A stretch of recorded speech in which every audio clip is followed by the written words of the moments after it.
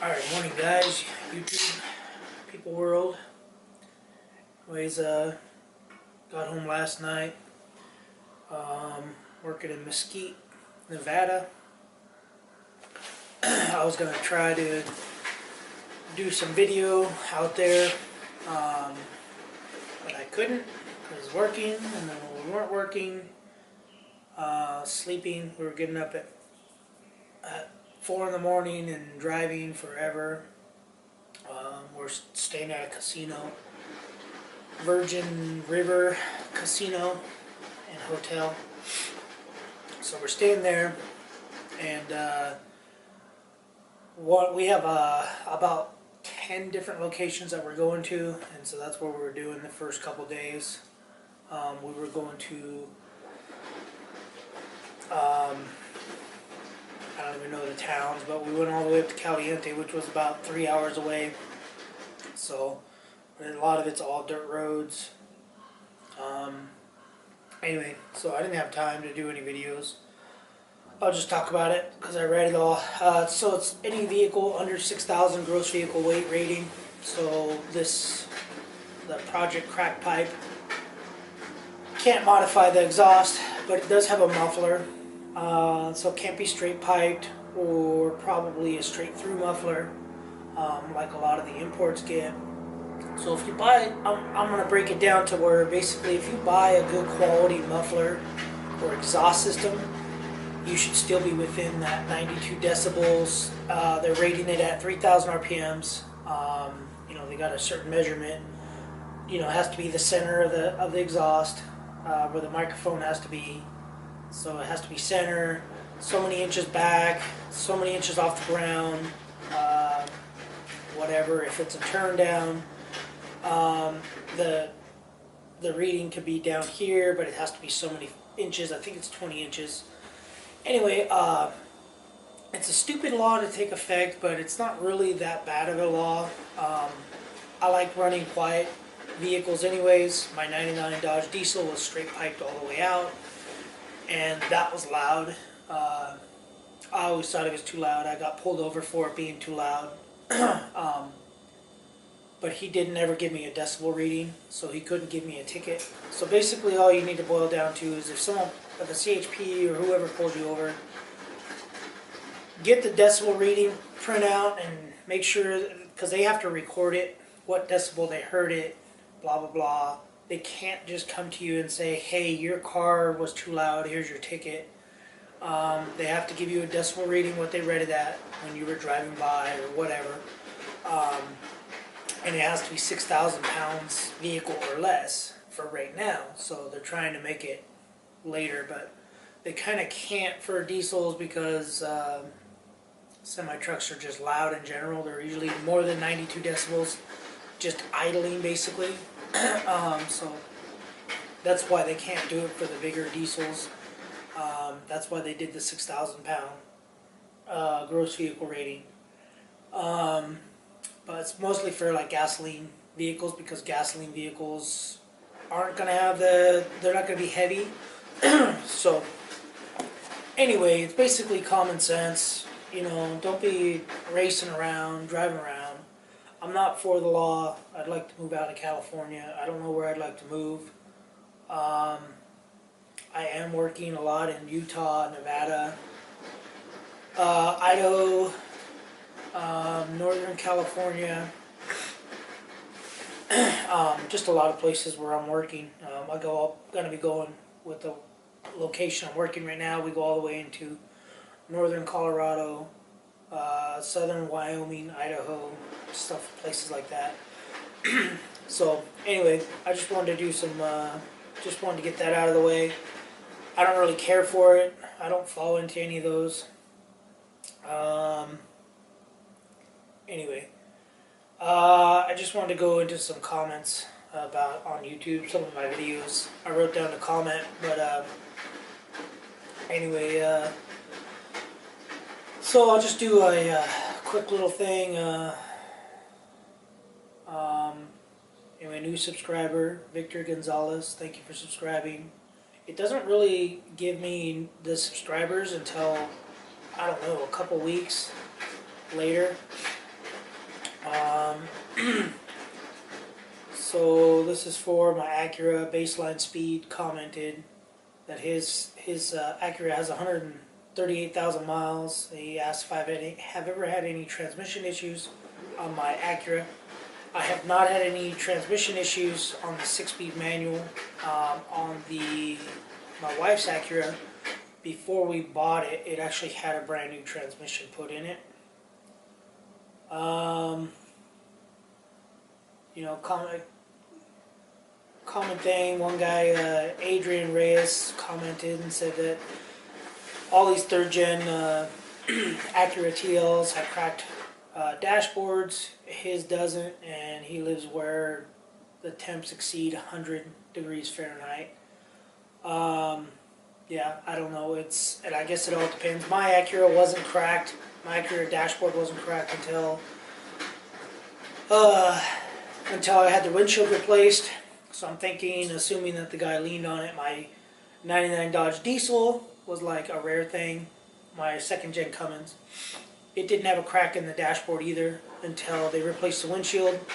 When they replaced the windshield, I came home, took the dash cover off, and I had one little crack that went into the defrost vent. So it all depends on how you take care of it and how you do whatever, you know. One of my pet peeves is when I see people driving their cars and their girlfriends or their wives or whatever have their feet up on the dashboard. That obviously will crack a windshield.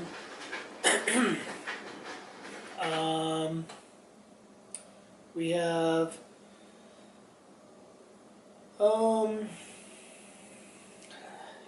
see here.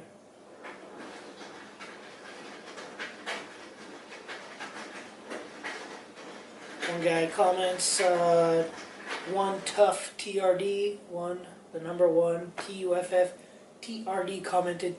It's a Lake LA truck. He must be from around here. We have a little town called Lake Los Angeles, California.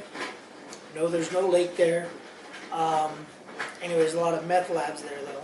And so because the truck is called Project Crack Pipe, he referred to the truck as Lake LA truck. Thought that was kind of funny.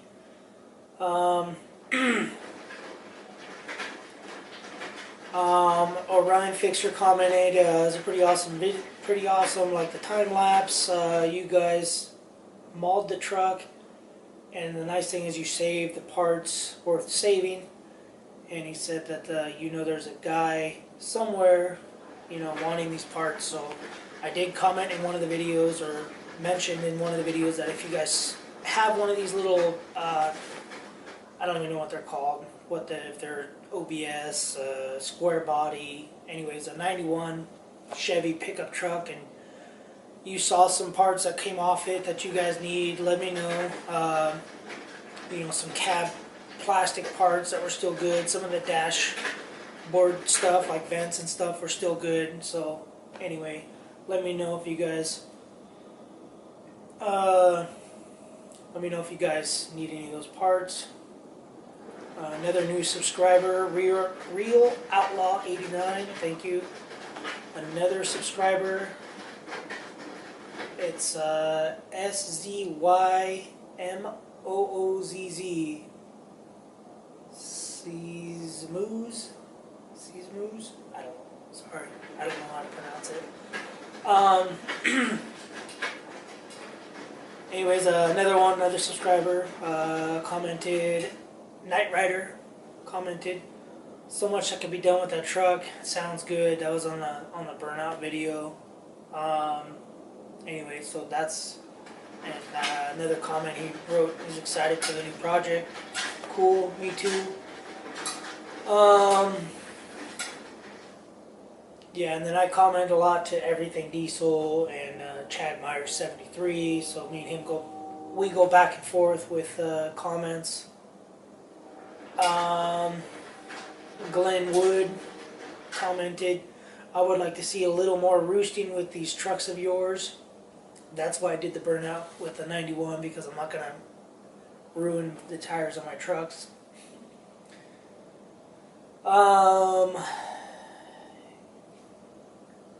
Yeah, Classy Shoes commented, changed the rear motor mount to OEM for my wife's Acura.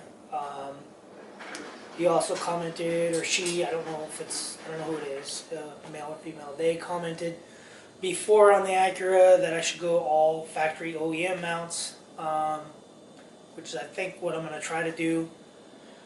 Because he was saying that they were saying that there's obviously different compounds of rubber that different companies use. So, you know, Honda might use a softer compound, whereas aftermarket parts might use a harder compound because it's cheaper.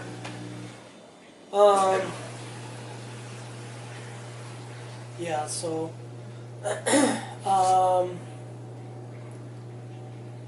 Leo Diesel, Leo Diesel, he commented, great video, man. I have the opportunity to get into Union Pacific. That's where I work when I was younger, but the wife, now his ex,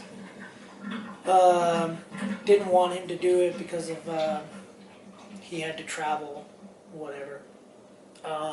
But anyway, I did actually see his truck driving through Vegas. I guess he lives somewhere in Vegas, and I did see his truck going southbound on the 15, and I was going northbound on the 15. I guess northern Vegas, or I did see a truck just like his. I tried to take a picture and was going to post it, but I couldn't get my phone to turn the camera on fast enough. I had another comment, but I don't know where it went. It was about the toolbox. Anyways, this guy, Paul Frederick, he replied, or he commented, if you think that's a lot of tools, you really haven't seen nothing, to my toolbox review, my Harbor Freight. Because somebody commented, well, it's a lot of tools, blah, blah, blah. Anyways, he replied to that comment. I think that's a lot of tools. You really haven't seen nothing. I've seen guys that had shipping containers full of just pliers. And he says that makes me feel better about what I'm doing here. I'm assuming because he doesn't have a bunch of tools like guys that have, you know, shipping containers full of pliers. So I'm assuming that was a good comment. So. Delta D80 commented, nice watch. Watch, what make and model? I don't know. It's well, it wasn't this watch, but it's the same watch but brown. It's a Casio G-Shock, and I have no clue other than that, unless I go look on my eBay receipts. J-Han Baldi, J-H-A-N-B-A-L-D-I, he commented, worthless video, whatever, at least he commented. Eddie C said, it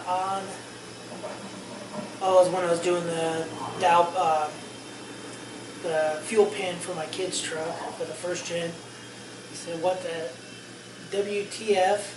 Stop all the chattering and get to it, geez. So, whatever. I guess I talked too much, but I don't really care. Jonathan Gill commented, any for the air intake horn video, the Banks Monster Ram.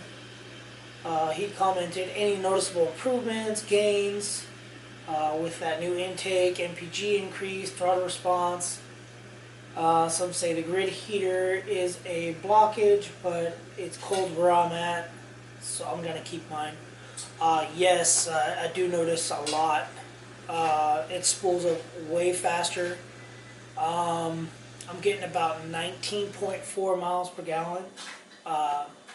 So yes, to your comment, Jonathan Gill, yes, it noticeable big time. Turbo, you hear the turbo spooling a lot. You hear a lot more whistling.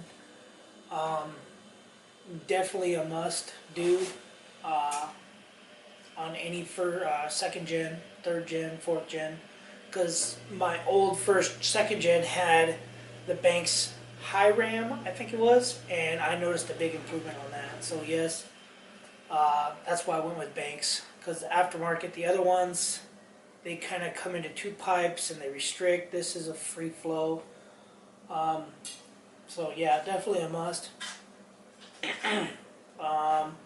Fix It Nick commented on a video when I was cleaning the truck. He says he lives in California.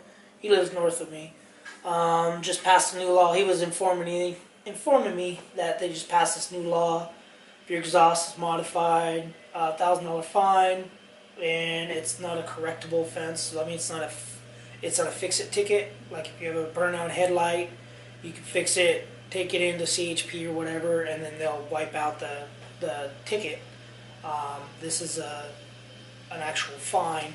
So anyway, so now if you get busted and caught, and you just want to pay the fine and you don't care, and you know it's illegal, you just pay up to $1,000. Now it's going to be different in different counties, different cities, where they can fine you. So some are going to be, $1,000 right off the bat if you're obviously racing or going through parking lots or neighborhoods and the CHP catches you. If you're just cruising on the street and you downshift or whatever, I'm pretty sure it's going to be a lenient fine. They're going to be able to select or whatever fine you get.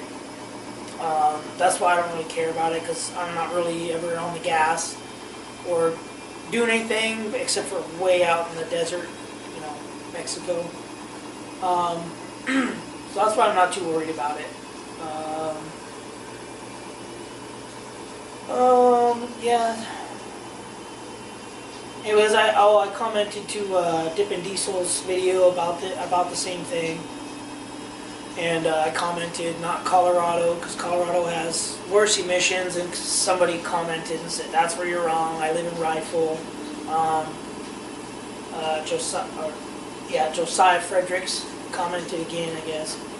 He said that's where you're wrong. I live in Rifle, and we have no laws in my county for vehicles for emissions. Yeah, he's true. There are certain counties that have emissions in Colorado. Douglas County, where I have my 4th gen registered, they do have emissions.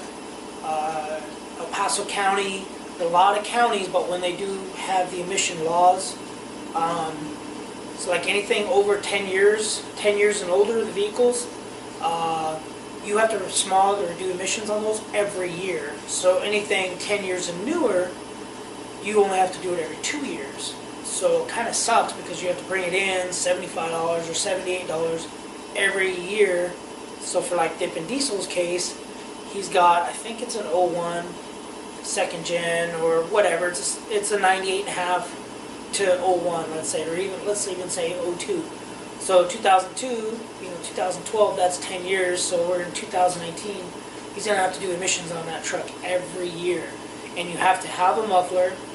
The exhaust has to exit the rear of the vehicle somewhere, either factory or back bumper. And you have to you can't have a tuner, no modification of injection systems. So like my 4th gen, I have to put all my EGR crap back on. I have to put everything, basically I have to put everything back to factory, except for now I got the Banks intake filter and stuff, so I can leave that on because that's Colorado legal, so I can leave that on. That's why I won't do a 2nd gen turbo swap or anything like that on my truck. But yeah, and then this other guy says that he's got an 01 Swiggity Swag is his name. SWIGGTY SWAG, Swiggity Swag. That's fun to say.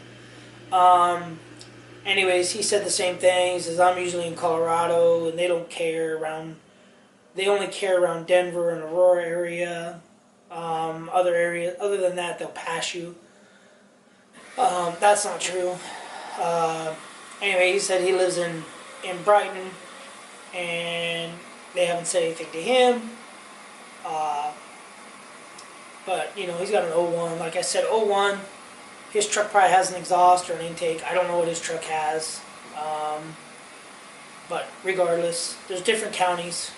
Yeah, and then they have to run a laser across your exhaust, the exit. So they run a laser, across it and a mirror.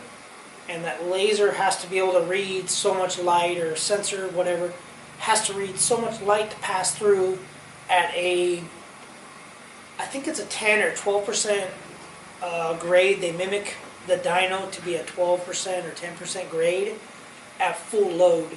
And so basically they just get it into high gear and they just dump the throttle for, I want to say 35 to 45 seconds. So if you're rolling cold, you're not getting past. So, which seems to me to think that swiggity swag, your truck is not,